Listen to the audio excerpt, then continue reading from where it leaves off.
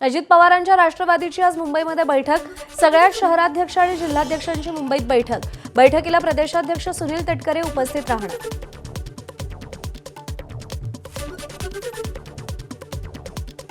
नांदेड महापालिकेसाठी शिवसेना आणि राष्ट्रवादीमध्ये युतीसाठी हालचाली। शिंदेंच्या शिवसेनेचे आमदार हेमंत पाटील यांनी राष्ट्रवादीचे आमदार प्रताप पाटील चिखलीकर यांची भेट घेतली। यावेळी युतीबाबत चर्चा झाल्याची चिखलीकरांची प्रतिक्रिया।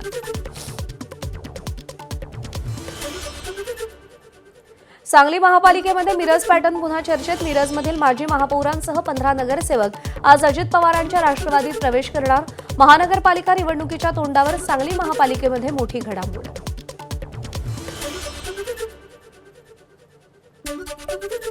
पनवेल महापालिकेतील 78 नगरसेवकांपैकी 65 माजी नगरसेवक सध्या भाजपात। शिवसेनेचा एकही नगरसेवक पनवेल महापालिकेत निवडून आलेला नाही। त्यामुळे महायुतीत शिवसेनेला केवळ 3 किंवा 4 जागा मिळण्याची शक्यता। विदर्भातील 4ही महापालिका आम आदमी पक्ष स्वबळावर लढणार। अमरावतीत 13 तर अकोल्यातील 11 उमेदवारांची पहिली यादीही आपकडून जाहीर। कोणत्याही पक्षाशी आघाडी करणार नाही असंही आपकडून स्पष्ट। राज ठाकरे आणि उद्धव ठाकरेंनी प्रचारासाठी राज्यभरात 6 ते 7 सभा घ्याव्यात। ठाकरेंची शिवसेना आणि मनसेच्या कार्यकर्त्यांची मागणी। त्यामुळे मुंबई, ठाणे, कल्याण, डोंबिवली, पुणे, नाशिक, मीरा भाईंदरमध्ये ठाकरे बंधू एकत्र सभा घेण्याची शक्यता। या निवडणुकीनंतर उद्धव ठाकरेंकडे कार्यकर्ते राहणार नाहीत। ही त्यांची शेवटची निवडणूक असेल। भाजपच्या रावसाहेब दानवेंचा हल्लाबोल। भाजप सेना एकत्र असल्यानं मुंबईमध्ये शिवसेनेचा महापौर बसवल्याचीही प्रतिक्रिया। भाजप फसवा पक्ष, त्यांच्या फसव्या नीतीला बळी पडू नका। काँग्रेस सोडून जाणाऱ्या माजी नगरसेवक महापौरांना सांगलीचे खासदार विशाल पाटलांचं आवाहन। भाजप जाती धर्मात भेद निर्माण करण्याचं काम करतंय अशीही टीका। राज्याच्या तिजोरीची चावी अजित पवारांच्या हाती, निधी कमी पडू देणार नाही। मंत्री मकरंद पाटील यांचं महाबळेश्वर नगर परिषदेत वक्तव्य। सांगली, मिरज आणि कुपवाड महानगरपालिकेच्या निवडणुकीमध्ये राष्ट्रवादी नंबर 1चा पक्ष राहणार। महापौर आमचाच होणार। राष्ट्रवादीचे आमदार इद्रिस नायकवडी यांच्याकडून विश्वास व्यक्त।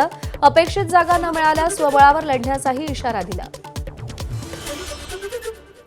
बीडमध्ये नगरपरिषद निवडणूक निकालाच्या पार्श्वभूमीवर ईदगाहच्या संरक्षणाची मागणी। मुस्लिम समाजाच्या प्रशासनाला निवेदन। नगरपरिषद इमारतीच्या बाजूला ईदगाह असल्यानं सुरक्षेची मागणी। इचलकरंजी महानगरपालिका निवडणुकीत जिथे शक्य आहे तिथे महायुती म्हणून एकत्र लढायचं, जिथे शक्य नाही तिथे मैत्रीपूर्ण लढत। महायुतीच्या बैठकीत चर्चा। हसन मुश्रीफ, माजी मंत्री प्रकाश आवाडे, आमदार राहुल आवाडे यांच्या उपस्थितीत बैठक झाली होती। नागपूर महापालिका पक्षानं स्वबळावर लढवावी अशी भाजप कार्यकर्त्यांची इच्छा। मात्र वरिष्ठांचे युती म्हणूनच लढण्याचे आदेश। त्यानुसार मित्रपक्षांना सन्मानजनक जागा देण्याचं भाजपचे आमदार प्रवीण दटकेंचं आश्वासन। परभणीमध्ये भाजपकडून आचारसंहितेचा भंग। ऐन आचारसंहितेच्या काळात परभणी शहरातील मलनिस्सारण योजना आणि वाढीव पाणी पुरवठा योजनेसाठी 550 कोटींच्या निविदा काढल्याचा काँग्रेसचा आरोप।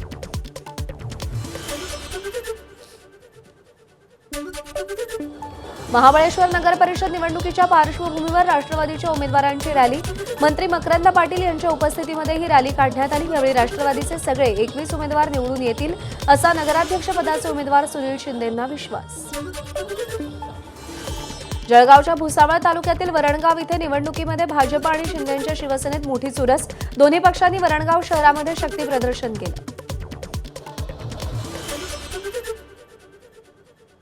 बुलढाण्यातील देऊळगाव राजा नगरपालिका निवडणुकीसाठी प्रशासन सज्ज। शेगाव येथील 2, खामगावातील 4 आणि जळगाव जामोदमधील 3 प्रभागात उद्या मतदान। प्रचार अंतिम टप्प्यात। बैठकीसाठी बोलावलं नव्हतं तरी मी नाराज नाही। भाजप शिवसेनेच्या जागावाटप बैठकीला धंगेकरांना बोलावलं नसल्यानं धंगेकर नाराज असल्याची चर्चा होती। पक्षाचा आदेश आपल्याला मान्य असेल, धंगेकरांची प्रतिक्रिया।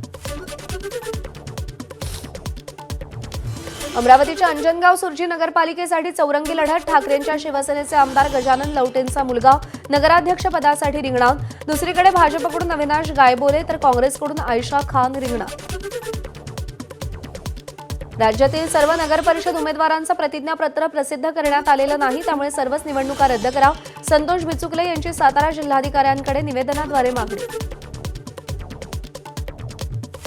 नाशिकमध्येच्या भाजप आमदार देवयानी फरांदेंना पक्षाकडून महापालिका निवडणूक प्रमुख पदाची जबाबदारी, नाशिक पूर्वचे आमदार राहुल ढिकले यांना हटवून फरांदेंना जबाबदारी देण्यात आली.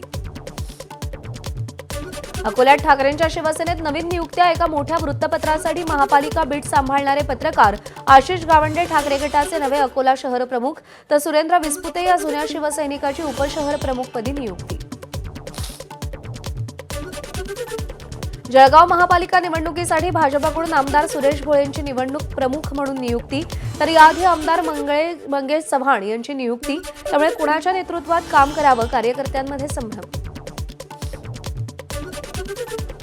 मालेगावच्या महापालिका आयुक्तांकडून निवडणूक तयारीचा आढावा. आचारसंहितेची काटेकोर अंमलबजावणी करण्यासाठी दक्ष राहण्याच्या अधिकाऱ्यांना सूचना दिल्यात.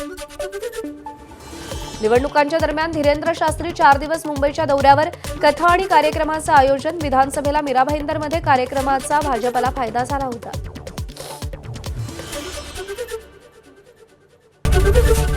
एबीपी माझा, उघडा डोळे बघा नीट.